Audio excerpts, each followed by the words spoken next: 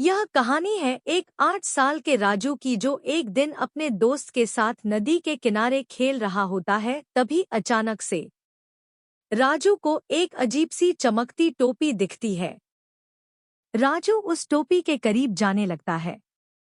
राजू उस टोपी को देखता है और हैरान हो जाता है और कहता है, अरे ये कैसी चमकती टोपी है, शायद किसी जादूगर की होगी। राजू उस टोपी को अपने सिर पर पहनता है। राजू अचानक हवा में उड़ने लगता है। राजू का दोस्त देखता है और डर जाता है और टोपी अपने आप जमीन पर गिरकर हिलने लगती है। टोपी से आवाज आती है, मुझे मेरे मालिक के पास वापस ले चलो। राजू टोपी लेकर अपनी माँ के पास तेजी से दौड़ता हुआ जाता है। राजू अपनी माँ को टोपी दिखाता है। माँ, ये टोपी बहुत अजीब है और ये टोपी बोलती भी है। राजू की माँ कहती है, ये किसी का सामान होगा बेटा, इसे लौटाना चाहिए। पर ये टोपी किसकी होगी? ये टोपी किसी जादूगर की होगी। मैंने जब इसे पहना तो मैं हवा में उड़ने लगा था। राजू की माँ जोर जोर से हंसने लगती है। तभी अचानक टोपी हवा में उड़ने लगती है। राजू और उसकी माँ दोनों डर जाते हैं। टोपी हवा में दाएं बाएं घूमने लगती है और एक नक्शा दिखाती है और उस नक्शे में उसके मालिक का पता होता है।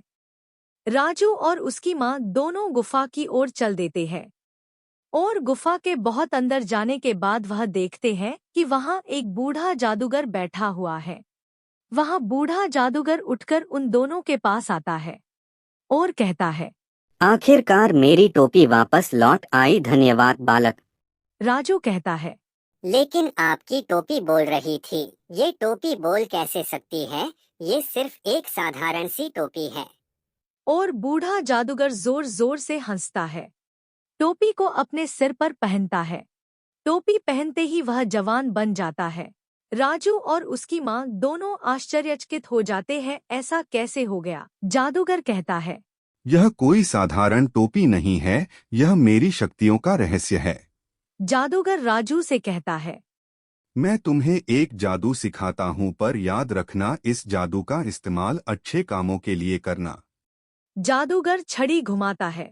अब तुम भी एक जादूगर बन गए हो। राजू और उसकी माँ खुशी खुशी वहाँ से जाने लगते हैं और वह अपने जादू से सबकी मदद करने लगता है।